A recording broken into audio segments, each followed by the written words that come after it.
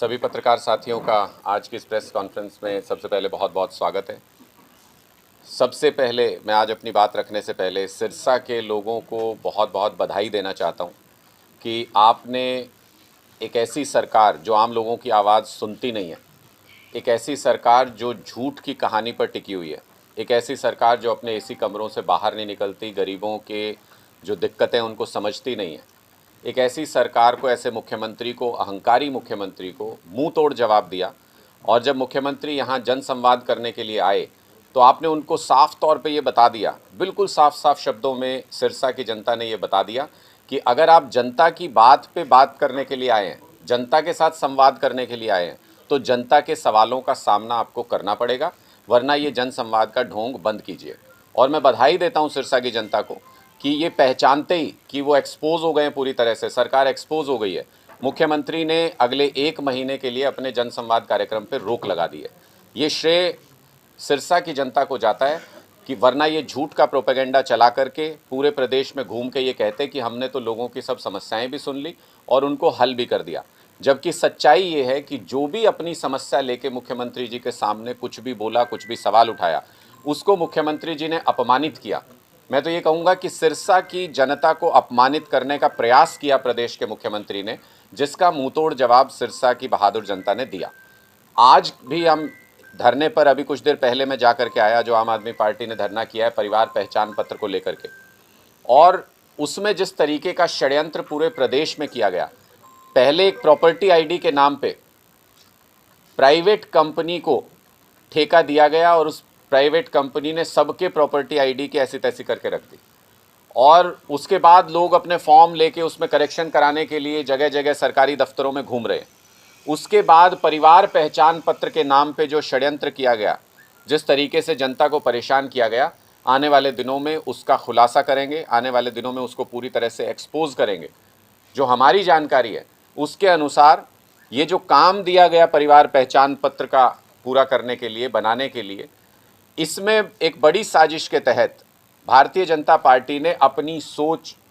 से बिलोंग करने वाले, अपनी सोच से जुड़े हुए लोगों को इन टीम्स के अंदर डाल दिया, सर्वे टीम्स के अंदर डाल दिया,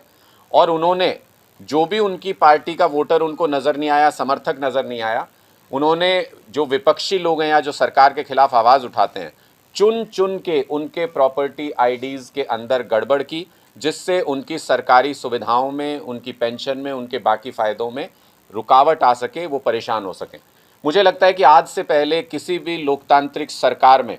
इतनी गिरी हुई सोच आज से पहले किसी सरकार की नहीं हुई होगी कि विपक्ष बोले तो बोलने मत दो, विपक्ष में जो लोग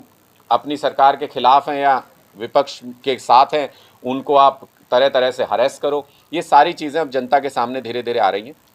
और सबसे आखिरी मुखौटा इस सरकार का, जो ये शुरू से 8-9 साल से ढिंडोरा पीट रहे थे कि हमारी एक साफ़ सुथरी सरकार है, हम भ्रष्टाचार नहीं करते हैं, ना होने देते हैं, लगातार ये छवि प्रोपेगेंडा बनाने की कोशिश हो रही थी। और मैं तो कहूँगा कि इसमें भारतीय जनता पार्टी से भी ज़्यादा दोष विपक्ष का, यानी कांग्रेस पार्टी का है, जिन्होंने 8-9 साल तक इस सरकार का ये झूठ लगातार चलने दिया। एक भी मुद्दे पर आवाज़ उठाने की कोशिश नहीं की, अपने ड्राइंग रूम में बैठ के पॉलिटिक्स करते रहे। लेकिन अब आम आदमी पार्टी ने विपक्ष की सही भूमिका निभाते हुए हमने पूरी तरह से एक्सपोज किया। पिछले दिनों में आपने भी देखा होगा कि कैसे सीएम के दफ्तर में बैठ करके अधिकारियों ने खुली लूट मचाई, किस तरीके से खुला भ्रष्टाचार हुआ। और जब मुख्यमंत्री जी यहाँ कह के गए सिरसा में, बोले जनसंवाद में मत पूछिए आप लोग सवाल, विपक्ष को पूछना है तो मीडिया के माध्यम से पूछिए। तो आम आदमी पार्टी, हम तो इतने शरीफ हैं कि हमने कहा कि आप ही की बात मान लेते हैं। हमने मुख्यमंत्री जी से मीडिया के माध्यम से इस भ्रष्टाचार पे सवाल पूछा। 3 दिन बाद प्रदेश के मुख्यमंत्री आते हैं कैमरे पे और ये कहते हैं कि मैं जानकारी जुटा रहा हूँ। जिस मुख्यमंत्री को अपने सीएम दफ्तर से जानकारी जुटाने में 3 दिन और आज 5 दिन हो गए, शायद 5 दिन 3 दिन का समय लगता हो, प्रदेश किस हाल में कैसे चल रहा है इसका अंदाज़ा आप आसानी से लगा सकते हैं। मैं एक बार फिर आप सभी साथियों के माध्यम से, क्योंकि ये जनता तक पहुंचना चाहिए, जिस तरीके का भ्रष्टाचार खुले रूप से, आने वाले दिनों में हम और भी खुलासे करेंगे, लेकिन मैं एक बार फिर सारे तथ्यों के साथ, सारे डॉक्यूमेंट्स के साथ आपके सामने एक बार फिर वो पूरा विवाद, वो पूरा केस रख रहा हूँ, जिसमें खुले तौर पे भ्रष्टाचार नजर आया। मुख्यमंत्री के कार्यालय में बैठे हुए एक व्यक्ति ने 45 करोड़ रुपए की ज़मीन पहले 2.73 करोड़ में एक कंपनी के नाम कराई जो इनडायरेक्टली उसी की थी, और उसके बाद महज 75 लाख रुपए में वो जमीन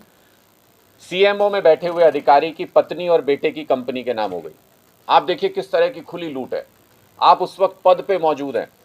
आप 45 करोड़ का फेवर ले रहे हैं किसी कंपनी से, और मैं आज ये भी खुलासा करूंगा यहां पर कि किस तरीके से इस पूरी डील में जो प्राइमा फेसी नजर आता है, एक भी पैसे का लेन देन नहीं हुआ, वो गिफ्ट की गई पूरी की पूरी 45 करोड़ रुपए की जमीन, ये कागजों में नजर आ रहा है। और हम बार बार उनके जो अधिकारी हैं, नीरज दफ्तार जो रहे हैं, उनको हमने बार बार ये कहा है कि अगर आपके पास इससे कॉन्ट्रेरी कुछ सबूत है, अगर आपको लगता है कि आपने सही डील की है, तो अपनी सारी जो ट्रांजैक्शंस हैं उसको सार्वजनिक करें। उन कंपनी की खरीद, ज़मीन की खरीद से संबंधित सारी ट्रांजैक्शन को सार्वजनिक करें। दूध का दूध, पानी का पानी हो जाएगा। अगर हमारी गलती होगी तो हम उनके साथ बैठ के प्रेस कॉन्फ्रेंस करने को तैयार हैं। मैं आपको अब एक एक करके वो चीज़ें दिखाता हूँ जिनसे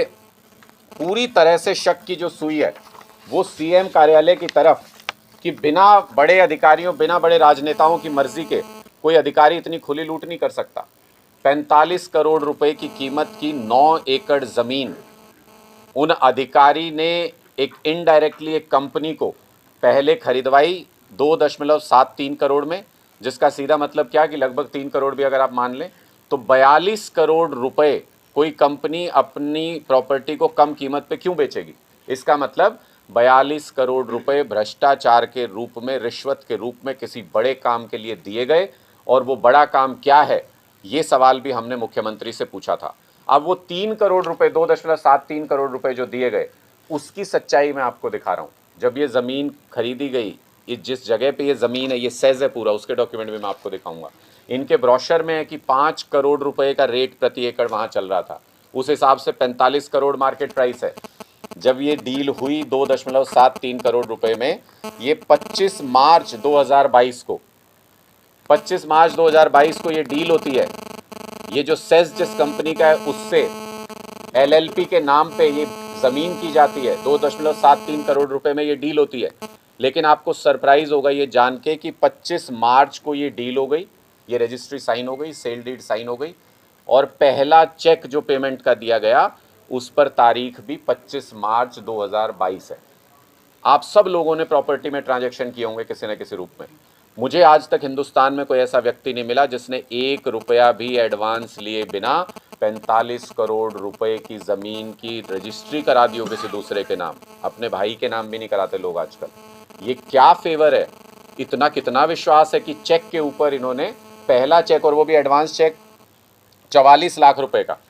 2.25 करोड़ में से 44,55,000 रुपए का पहला चेक दे करके रजिस्ट्री करा ली गई। उसके 1 महीने बाद के बाकी पेमेंट के चेक हैं। तो हम इसीलिए चैलेंज करते हैं